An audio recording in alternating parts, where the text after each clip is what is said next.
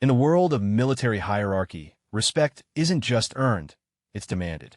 But what happens when assumptions about rank, gender, and authority collide in the most unexpected way? This is the true story of Admiral Sarah Chun, a woman who spent 15 years climbing the naval ladder in silence, only to have her moment of truth arrive in the most public and humiliating way possible. Picture this: a room full of decorated officers, cameras rolling, and one SEAL admiral who thought he knew exactly who belonged at the top. He was about to learn that sometimes the most powerful person in the room is the one you least expect. This isn't just a story about military protocol. It's about the moment when prejudice meets reality and reality wins. What started as a routine ceremony turned into a career-defining confrontation that would be talked about in military circles for years to come. Some called it justice. Others called it a wake-up call. But everyone agreed on one thing: they had never seen anything quite like it. The truth is, respect in the military isn't just about the uniform you wear. It's about the battles you've fought, the decisions you've made, and the lives you've saved. Admiral Chun had done all three, but she was about to discover that her biggest battle wasn't against foreign enemies or natural disasters.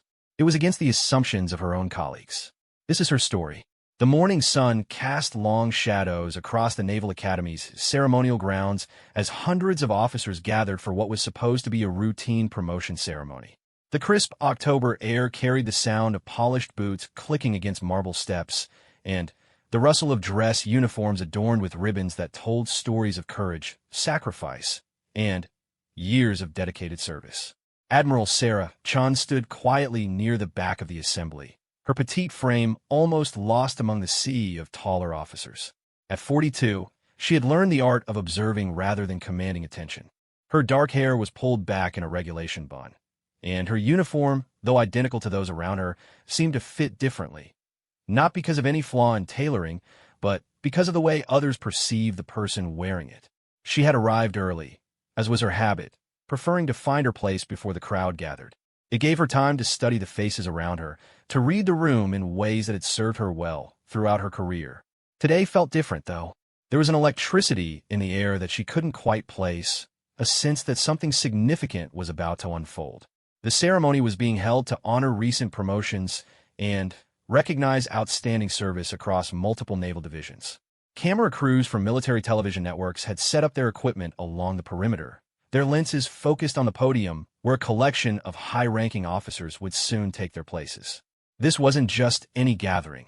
It was a showcase of the Navy's finest, a carefully orchestrated display of military excellence.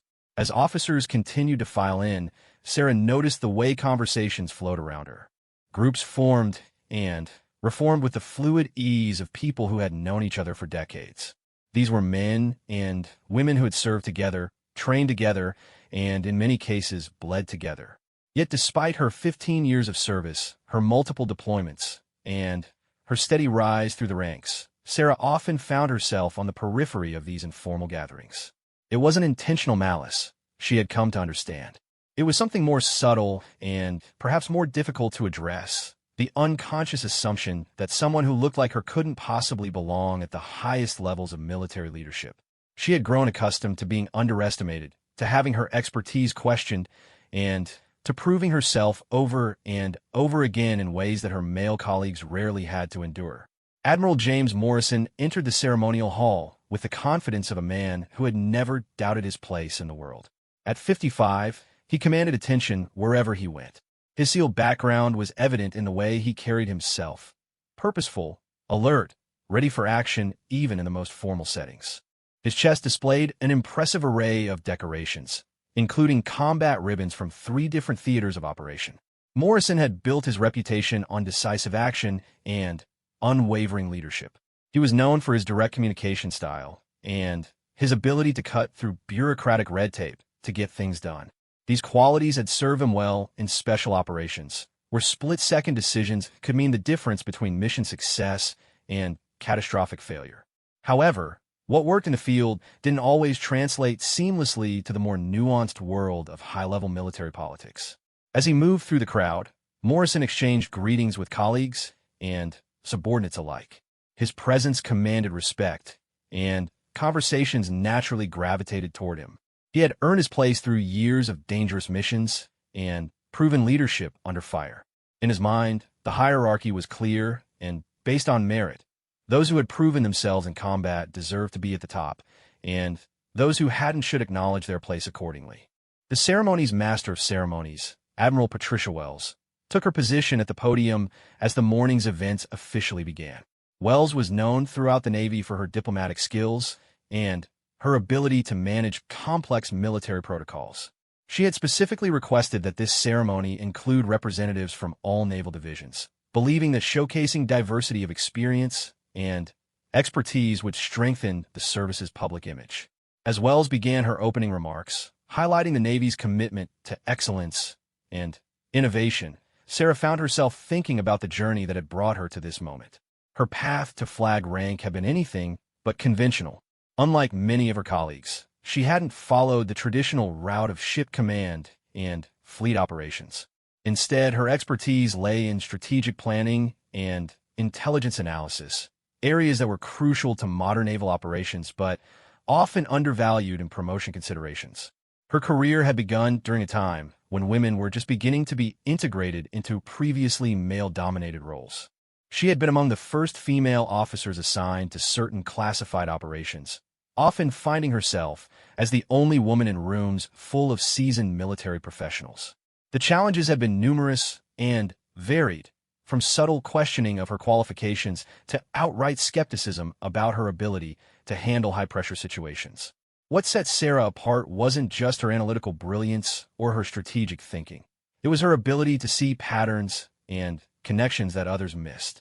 During her tenure in intelligence, she had been responsible for several breakthrough analyses that had prevented potential security threats and saved countless lives. Her work had earned her commendations from the highest levels of government, though much of it remained classified and unknown to the broader military community. The promotion announcements began with junior officers, each name called with appropriate ceremony and recognition. The newly promoted officers stepped forward to receive their new insignia, their families beaming with pride from the audience.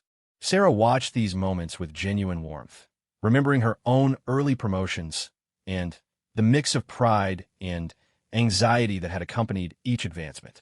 As the ceremony progressed to higher ranks, the atmosphere grew more formal and the achievements being recognized became more significant.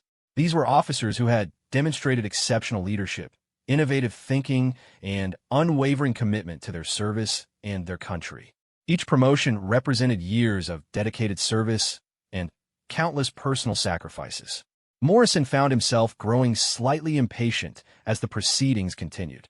He preferred action to ceremony, results to recognition. While he understood the importance of formal acknowledgement, he was more comfortable in environments where performance spoke louder than protocol. He glanced around the room, noting the familiar faces of colleagues he had served with over the years.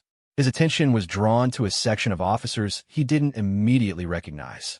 The Navy had grown considerably during his years of service, and it was impossible to know everyone personally.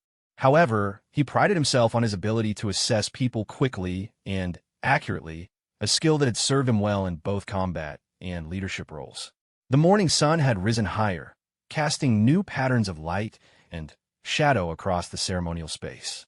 Camera operators adjusted their positions to capture the most significant moments of the proceedings, while military photographers documented the event for historical records.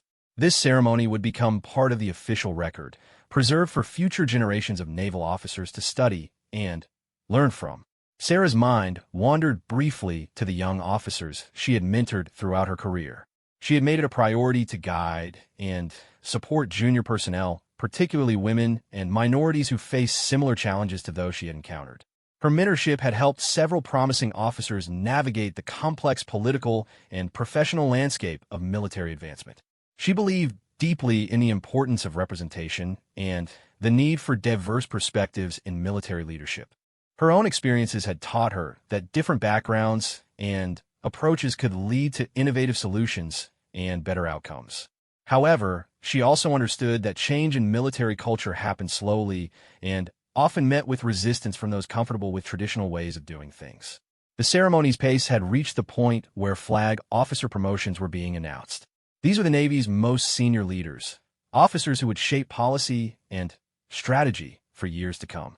The weight of responsibility that came with these positions was enormous, affecting not only military operations, but also the lives of thousands of service members and their families. Admiral Wells called for a brief intermission before the final series of announcements. Officers moved about the room, stretching their legs and engaging in quiet conversations.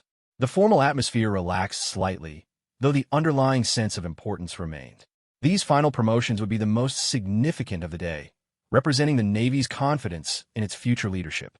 Morrison used the break to position himself closer to the podium, wanting to have a clear view of the remaining proceedings. As he moved through the crowd, he exchanged brief greetings with several colleagues, discussing current operations and shared experiences from their respective commands. These informal moments often provided valuable opportunities for collaboration and information sharing. Sarah remained in her position, observing the subtle dynamics playing out around her. She had learned to read these social cues carefully, understanding that informal networks and relationships often influenced formal decision-making processes. Her years of intelligence work had taught her the importance of gathering information from all available sources, including casual conversations and unguarded moments. The intermission drew to a close as Admiral Wells returned to the podium. The final portion of the ceremony would focus on special recognitions and announcements that went beyond routine promotions. These might include appointments to key positions, acknowledgments of exceptional service, or introductions of new leadership roles within the naval hierarchy. The atmosphere in the room shifted once again as officers returned to their positions and attention focused back on the podium. The morning's events had proceeded smoothly thus far, but there was a sense that something significant was yet to come. The careful choreography of military ceremony was building toward moments that would be remembered long after the formal proceedings had ended. As Sarah prepared for whatever announcements were to come, she reflected on the path that had brought her to this point. Every challenge she had faced, every barrier she had overcome, and every success she had achieved had contributed to this moment. She had learned to find strength in adversity and to turn skepticism into motivation for excellence. The ceremony was about to enter its final phase, and with it would come revelations that would surprise many of those in attendance. The morning that had begun as a routine recognition of military achievement was about to become something much more significant, a moment that would challenge assumptions and reshape understanding of what leadership looked like in the modern Navy. Admiral Wells returned to the podium with a subtle smile that suggested the most important announcements of the day were yet to come. The room fell silent as she adjusted the microphone and shuffled through her prepared remarks. The camera crews focused their lenses more intently, sensing that something significant was about to unfold. "Ladies and gentlemen," Wells began, her voice carrying clearly across the ceremonial hall. "We now come to a very special announcement that represents not only individual achievement, but also the evolution of our naval leadership for the 21st century." Sarah felt a familiar flutter of nervous energy in her stomach, though she maintained her composed exterior. Years of high-pressure situations had taught her to manage her emotional responses, but something about Wells' tone suggested that this moment would be different from anything she had experienced before. Morrison leaned forward slightly, his interest piqued by the formal language and ceremonial gravity of Wells' introduction. In his experience, the most significant announcements were often preceded by this type of careful build-up. He scanned the room quickly, trying to identify which of the senior officers present might be the subject of this special recognition. "The position of Fleet Commander, Pacific Operations, represents one of our most critical leadership roles," Wells continued. "This command oversees naval activities across the world's largest ocean, coordinates with international allies, and ensures our nation's maritime security interests in a region of increasing strategic importance." The weight of this announcement began to settle over the assembled officers. Fleet Commander was not just another promotion. It was appointment to one of the Navy's most prestigious and challenging positions. Whoever received this appointment would be responsible for operations affecting millions of people and billions of dollars in assets. Sarah's heart rate increased as she realized the direction this announcement was heading. She had been informed privately about her new appointment several days earlier, but the public announcement still felt surreal. Throughout her career, she had worked tirelessly toward moments like this, Yet now that it had arrived, she found herself questioning whether she was truly ready for the responsibility. The officer selected for this crucial role has demonstrated exceptional strategic thinking, innovative leadership, and an unparalleled understanding of modern naval operations. Wells continued, her eyes moving briefly across the assembled crowd. Their experience spans multiple theaters of operation, and their analytical capabilities have contributed significantly to our nation's security. Morrison's mind raced as he considered the possibilities. He knew several officers who might fit this description, most of whom he had served with at various points throughout his career.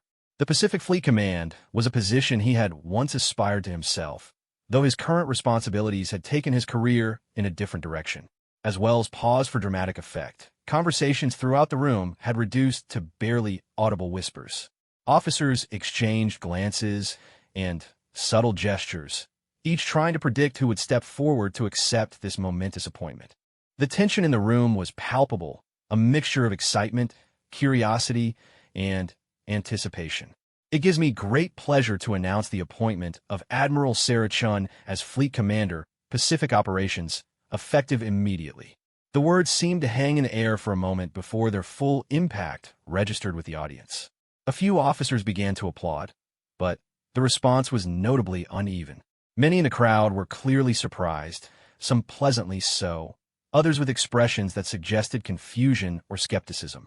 Sarah took a deep breath and began moving toward the podium, her steps measured and confident despite the magnitude of the moment. She had prepared for this announcement, but the reality of walking through a room full of colleagues, many of whom were clearly processing their surprise, required every ounce of composure she had developed over her career. Morrison's initial reaction was one of genuine confusion. He scanned his memory for any significant interactions he might have had with Admiral Chun, but came up empty. Her name was not familiar to him, which, in his experience, was unusual for someone being appointed to such a high-profile position. His expression hardened as he tried to process this unexpected development. As Sarah made her way toward the front of the room, she could feel the weight of hundreds of eyes upon her. Some faces showed genuine support and congratulations. Others displayed polite surprise, and a few revealed the kind of skeptical assessment she had encountered throughout her career. She had learned to navigate all of these reactions with grace and professionalism. The cameras tracked her movement, capturing what would become a historic moment in naval leadership. The symbolism was not lost on anyone present.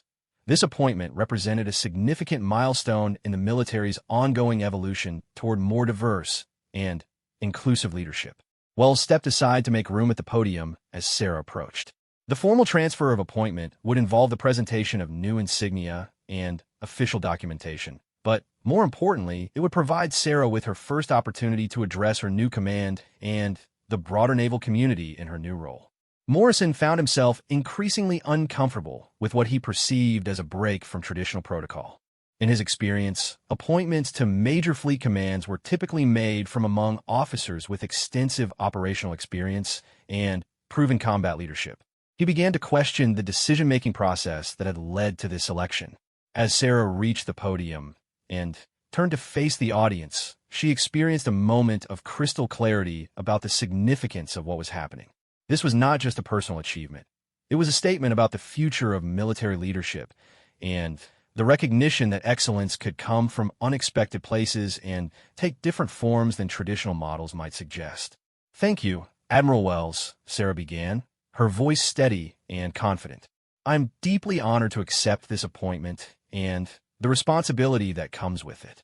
The Pacific Fleet's mission is critical to our national security, and I look forward to working with the exceptional officers and sailors who make our operations possible."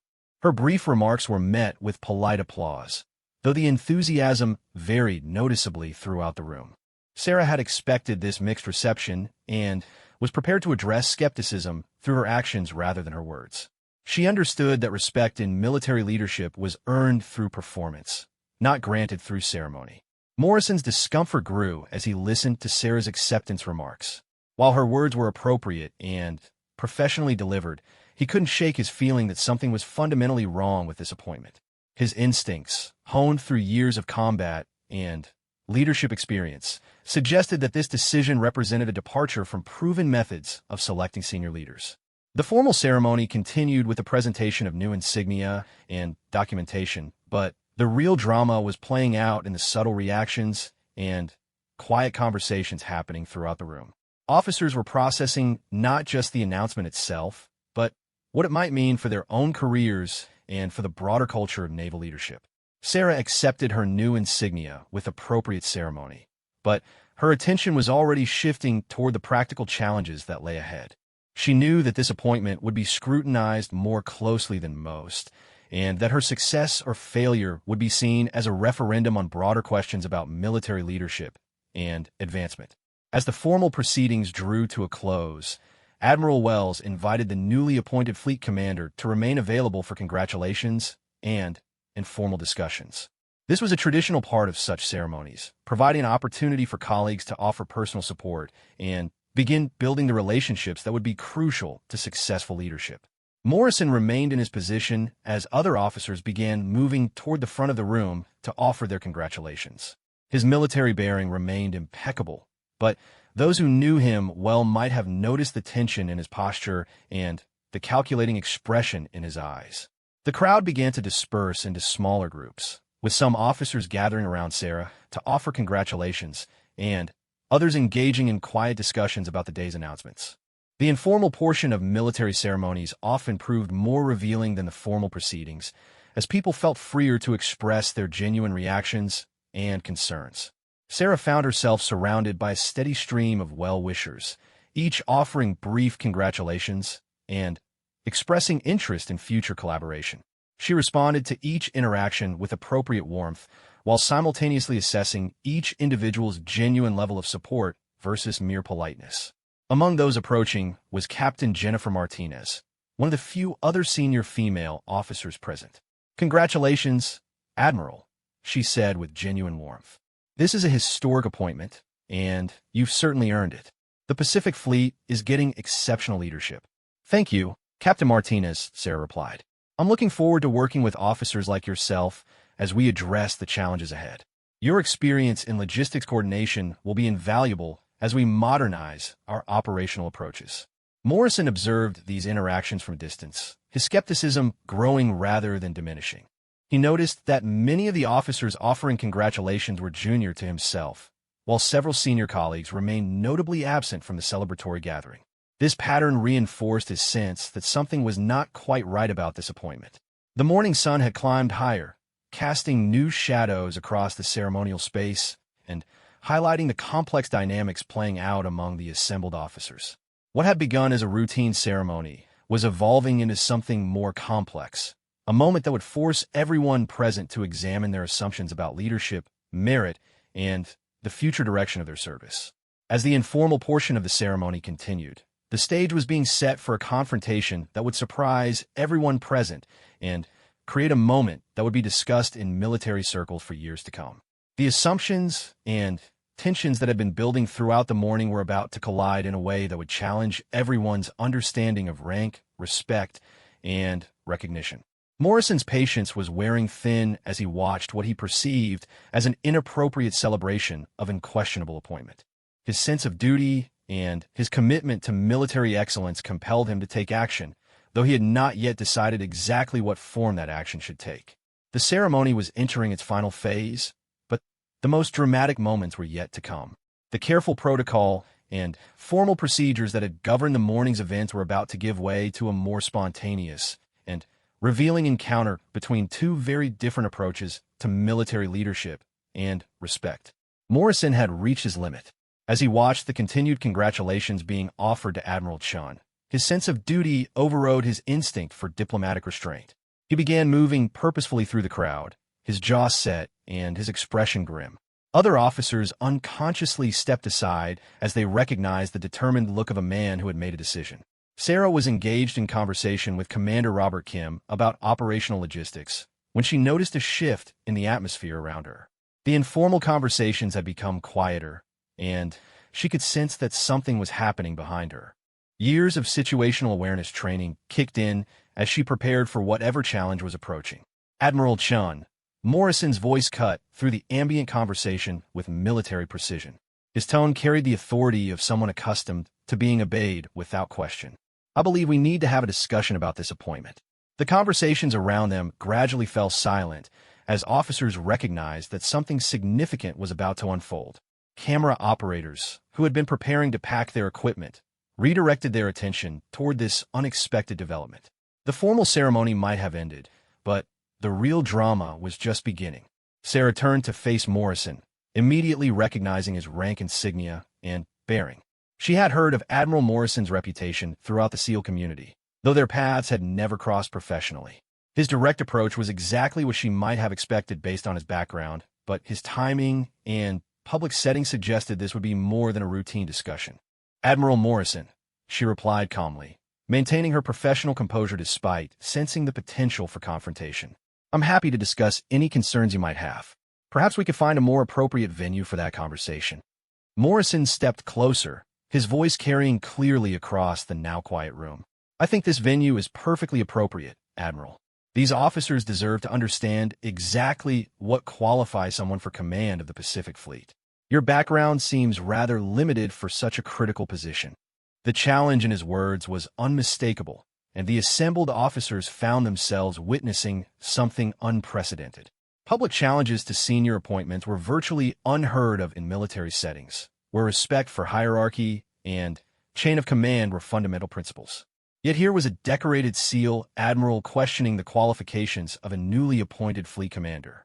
Sarah felt the familiar sensation of being underestimated that had followed her throughout her career, but this time the stakes were higher than they had ever been before.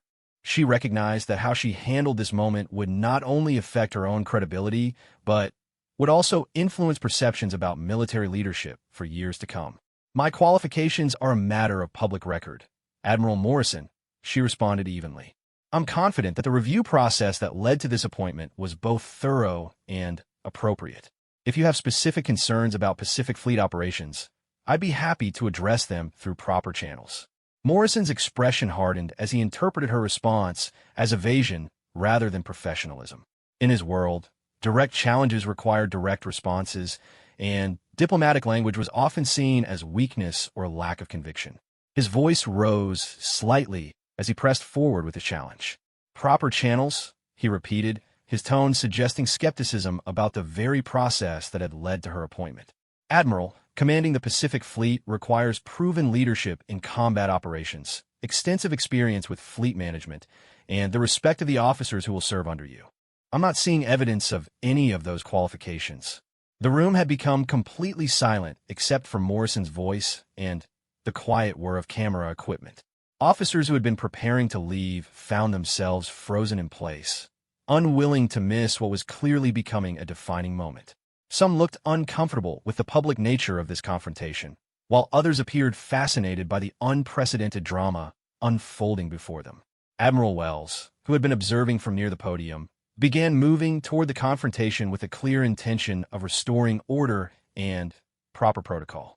However, she was far enough away that the exchange would continue for several more crucial moments before she could intervene.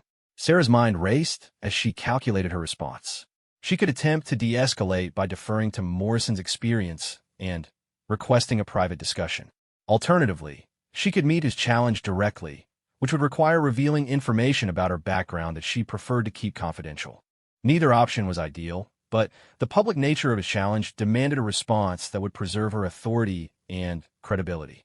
"Admiral Morrison," she began, her voice remaining calm, but gaining an edge of steel, "I appreciate your concern for the welfare of the Pacific Fleet. However, I would suggest that your assessment of my qualifications may be based on incomplete information." Morrison sensed what he interpreted as continued evasion and decided to escalate further. His frustration with what he saw as political correctness overriding military competence drove him to push harder than he might have in a private setting. The presence of cameras and fellow officers seemed to fuel his sense that this was a moment requiring absolute clarity. "Incomplete information," he challenged, taking another step closer to emphasize his point. "Admiral, I've served in 3 combat theaters and commanded special operations that saved countless American lives. I've earned every decoration on my chest through blood, sweat, and proven leadership under fire. What exactly have you done that qualifies you to command officers like me?" The audacity of his question sent a ripple of shock through the assembled officers. Even those who might have harbored private doubts about the appointment were surprised by Morrison's direct challenge to her authority. This was no longer a discussion about qualifications. It had become a public test of wills between two very different approaches to military leadership.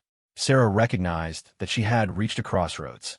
Every instinct developed through years of intelligence work told her to maintain operational security and avoid revealing classified details of her service record. However, Morrison's challenge was not just personal. It was representative of attitudes that could undermine her effectiveness as fleet commander if not addressed definitively. Commander Martinez, still standing nearby, found herself in the uncomfortable position of witnessing a confrontation between two admirals while being unable to intervene appropriately. Her own experiences with skepticism about female officers made her particularly sensitive to the dynamics playing out before her.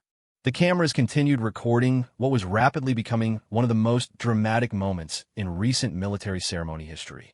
The formal protocol and careful choreography that had governed the morning's events had given way to raw human conflict between competing visions of leadership and respect. Morrison's military bearing remained impeccable even as his words grew more challenging. Years of special operations had taught him the importance of direct communication and decisive action. In his mind, this confrontation was about more than individual qualifications. It was about maintaining standards and ensuring that critical positions were filled by officers with proven combat credentials. Sarah's options were narrowing rapidly. She could attempt to redirect the conversation toward future collaboration and mutual respect, but Morrison's aggressive posture suggested he would interpret such an approach as weakness. Alternatively, she could meet his challenge with equal force, which would require revealing aspects of her service record that had remained classified for good reason. The tension in the room had reached a breaking point as officers found themselves witnessing something that would be discussed and analyzed in military leadership courses for years to come. The careful balance between respect for hierarchy and honest assessment of qualifications was being tested in the most public way possible. Admiral Wells was now close enough to intervene, but she hesitated as she recognized that how this confrontation resolved might be more important than simply ending it quickly. The issues being raised, however, inappropriately, reflected genuine tensions within military leadership that needed to be addressed rather than suppressed. Morrison waited for Sarah's response with the patience of a predator, confident that his challenge had exposed fundamental weaknesses in her appointment. His experience in interrogation and psychological operations had taught him to recognize when opponents were struggling to formulate adequate responses. In his assessment, her hesitation confirmed his suspicions about her qualifications. Sarah took a deep breath and made her decision. The moment had arrived when she would need to reveal information that she had hoped to keep confidential, not out of shame or inadequacy, but because operational security had required discretion. Morrison's public challenge had forced her hand, and she would respond with the full weight of her actual experience and authority. The assembled officers sensed that something significant was about to happen. The careful dance of military diplomacy was about to give way to a moment of absolute clarity that would surprise everyone present, including Admiral Morrison himself. The assumptions that had driven this confrontation were about to collide with reality in ways that none of them had anticipated. Sarah straightened her shoulders and looked directly into Morrison's eyes with an intensity that immediately commanded attention from everyone in the room. The moment of hesitation had passed, replaced by the commanding presence of an officer who had made life and death decisions in situations far more challenging than a ceremonial confrontation. "Admiral Morrison," she began, her voice carrying a new authority that seemed to fill the entire space. "Since you've chosen to make this discussion public, I believe these officers deserve to understand exactly what qualifications I bring to this position." Morrison maintained his aggressive posture, but something in her tone made him slightly less certain of the outcome he had anticipated.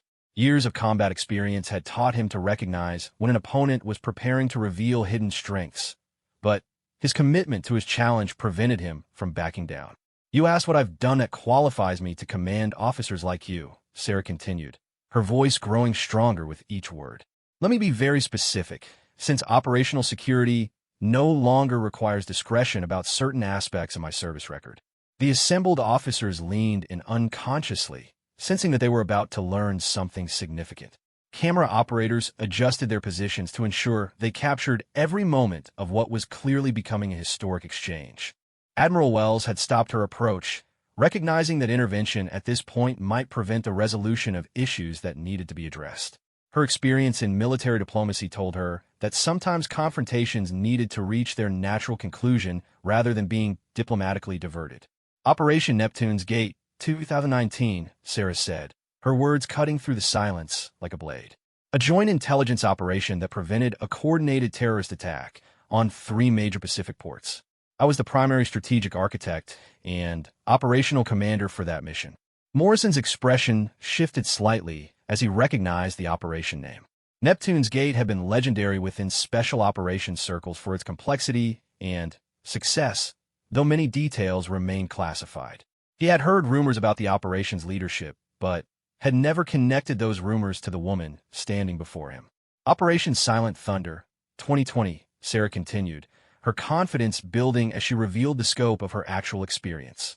The coordinated naval response to Chinese aggression in the South China Sea that prevented what intelligence indicated would have been the largest regional conflict since World War II. I developed the strategic framework that allowed us to de-escalate without losing face or compromising our allies. The room had become so quiet that the only sounds were the mechanical whir of cameras and the barely audible intake of breath from officers who were beginning to understand the magnitude of what they were hearing. These were not routine operations. They were pivotal moments in recent military history. Commander Martinez felt a surge of pride and vindication as she listened to revelations that recontextualized everything she thought she knew about Admiral Chen's background. The quiet, observant officer she had known was revealing herself to be one of the architects of modern naval strategy. Morrison found himself in the uncomfortable position of having his assumptions systematically dismantled. Each operation Sarah mentioned was known to him by reputation, and he was beginning to understand that he had dramatically underestimated both her experience and her significance within military leadership. Operation Golden Shield, 2021, Sarah's voice had taken on the authority of someone recounting victories rather than defending qualifications. The intelligence operation that identified and neutralized a network of foreign agents embedded within our Pacific Fleet infrastructure. That operation probably saved more American lives than any single combat mission conducted in the past decade. The weight of these revelations was settling over the assembled officers like a heavy blanket. They were learning that someone they had perceived as an outsider or beneficiary of political correctness was actually one of the most accomplished strategic minds in the modern Navy. Admiral Wells realized that she was witnessing not just the resolution of a personal confrontation, but a moment that would fundamentally change how many officers thought about leadership, recognition, and the different forms that military excellence could take. Admiral Morrison, Sarah said, her voice now carrying the full authority of her position and experience. You mentioned that you've served in 3 combat theaters and earned every decoration on your chest through blood, sweat, and proven leadership. I respect that service enormously, and I would never diminish the courage and sacrifice it represents. Morrison remained rigid in his stance, but his expression had shifted from aggressive confidence to careful attention. He was beginning to understand that this conversation was not proceeding as he had anticipated. However, Sarah continued, my service record includes strategic leadership in operations that prevented conflicts rather than fought them, saved lives rather than took them, and protected American interests through intelligence rather than force. These achievements may not be as visible as combat decorations, but they are no less significant. The assembled officers were processing not just the specific operations Sarah had mentioned, but the broader implications of what they were learning. The military's most important victories were often the conflicts that never happened, the crises that were resolved before they escalated, and the threats that were neutralized before they could materialize.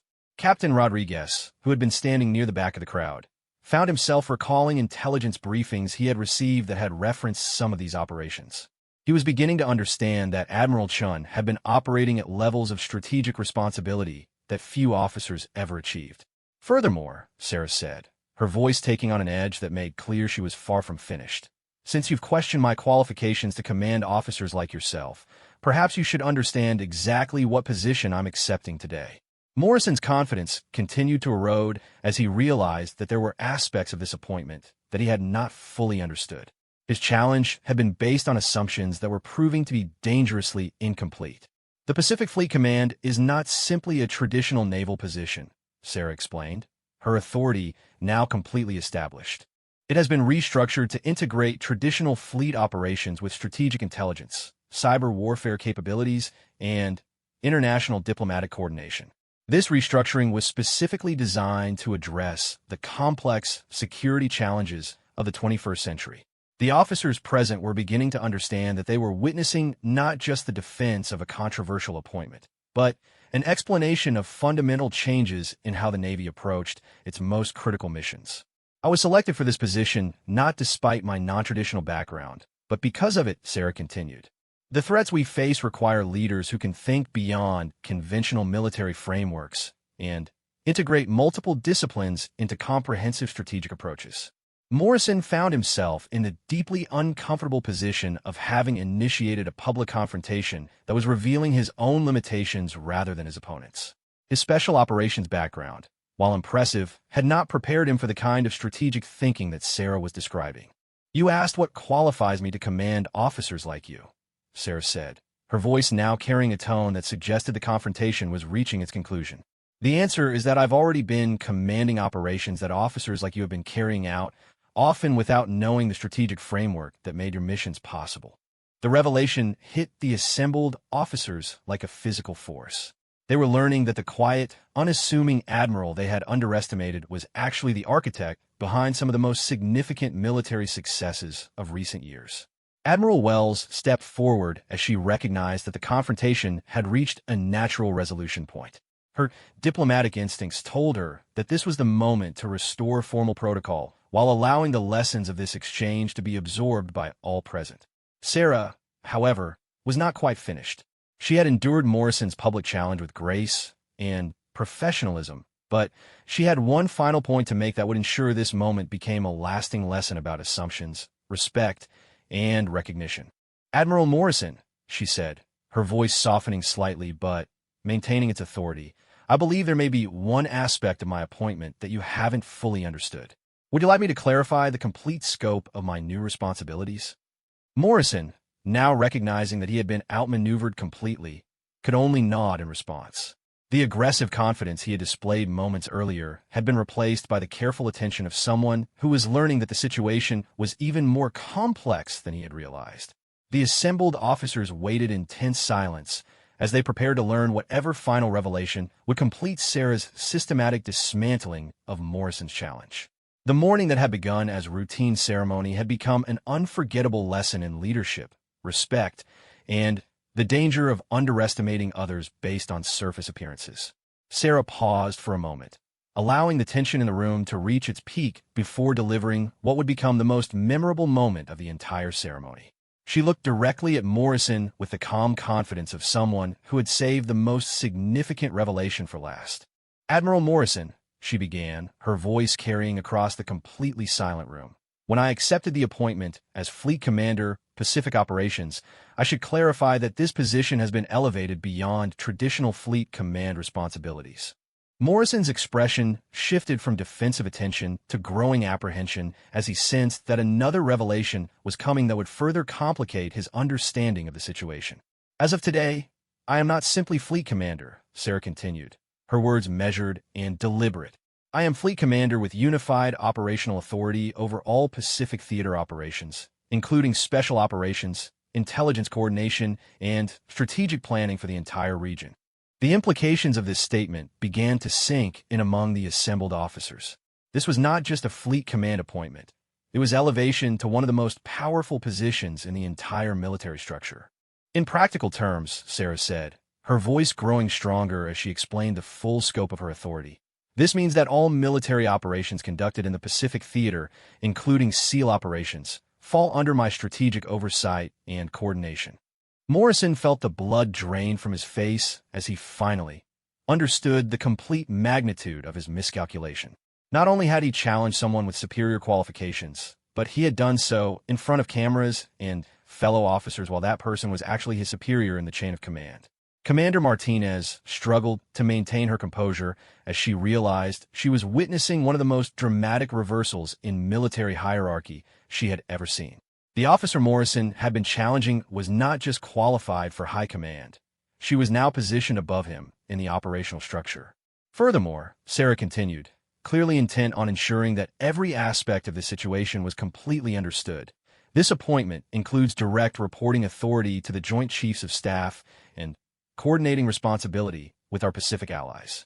The position represents the Navy's commitment to integrated, intelligence-driven operations across the world's most strategically important region.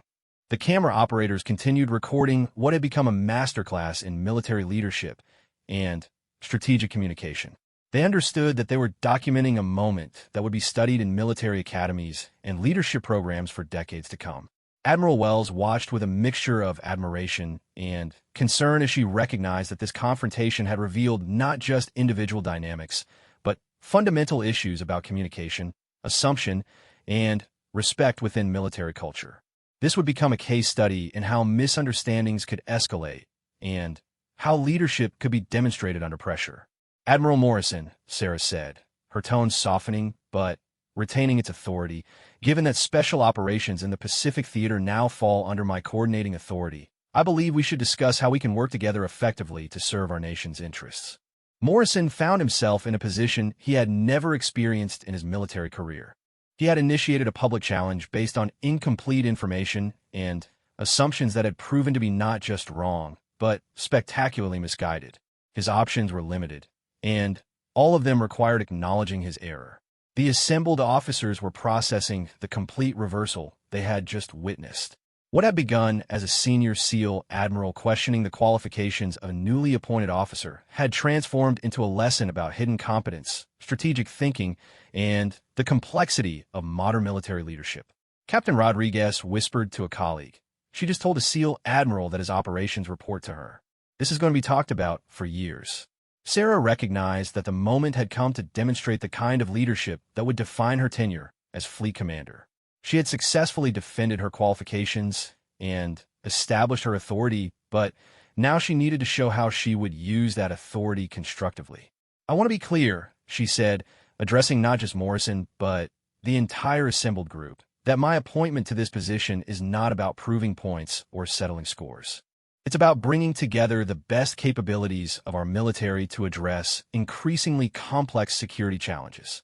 Morrison, recognizing that any further challenge would only compound his error, began to calculate how he could extract himself from this situation with whatever dignity remained possible. His military training had taught him to recognize when a tactical situation had become untenable. Admiral Chun, he said, his voice notably lacking the aggressive confidence he had displayed earlier, I apologize for my assumptions about your background.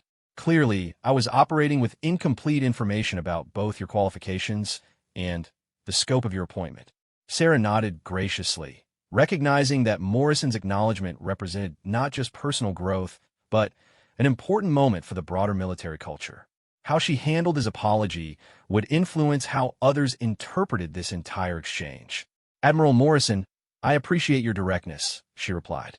Your concern for operational excellence and military standards is exactly the kind of commitment we need as we address modern security challenges. I hope we can channel that passion into collaborative efforts that strengthen our capabilities. The gracious response surprised many of the observers, who had expected either continued confrontation or dismissive acceptance. Instead, they were seeing an example of how strong leaders could transform conflict into opportunity for growth and collaboration. Admiral Wells stepped forward to formally conclude the ceremony, recognizing that this confrontation had actually provided a more powerful demonstration of military leadership than any planned remarks could have achieved. Ladies and gentlemen, Wells announced, I believe we have witnessed something extraordinary today. Not just the appointment of a new fleet commander, but a demonstration of how strong leadership can emerge from unexpected places and how professional disagreement can be transformed into mutual respect. The applause that followed was notably different from the polite acknowledgement that had greeted Sarah's initial appointment. This was genuine appreciation for both her handling of the confrontation and Morrison's eventual acknowledgement of his error. Morrison approached Sarah as the crowd began to disperse, extending his hand in a gesture that symbolized professional respect rather than mere politeness. Fleet Commander, he said, using her title deliberately. I would be honored to discuss how SEAL operations can best support your strategic objectives. Sarah shook his hand firmly, recognizing the significance of his gesture. Admiral Morrison, I look forward to working with you. Your operational experience will be invaluable as we develop integrated approaches to regional security challenges. The camera crews captured this handshake as the symbolic conclusion to one of the most dramatic confrontations in recent military ceremony history. The image would become iconic, representing both the resolution of immediate conflict and the broader evolution of military leadership. As officers began filing out of the ceremonial hall, conversations buzzed with analysis of what they had just witnessed. Some focused on the specific revelations about Admiral Chen's background. Others discussed the implications for military culture and assumptions about leadership. Commander Martinez approached Sarah as the crowd thinned. "Fleet Commander," she said with genuine admiration, "that was the most impressive demonstration of leadership under pressure I've ever witnessed. You turned what could have been a career-damaging confrontation into a moment of education and growth." Sarah smiled, feeling the tension of the morning finally beginning to ease. "Commander, the most important thing is that we move forward as a unified team focused on our mission. Individual conflicts are less important than collective success." The morning sun had reached its peak, casting new light on what had become a transformed situation. The ceremony that had begun with routine announcements had become a landmark moment that would influence military culture and leadership understanding for years to come. Admiral Wells conducted her final ceremonial duties with the satisfaction of knowing that this event had exceeded everyone's expectations, though not in the way anyone had anticipated. The formal proceedings had been overshadowed by genuine drama that had revealed important truths about leadership, assumption, and respect. As the last officers departed the ceremonial hall, Sarah remained for a few moments, reflecting on the magnitude of what had just occurred.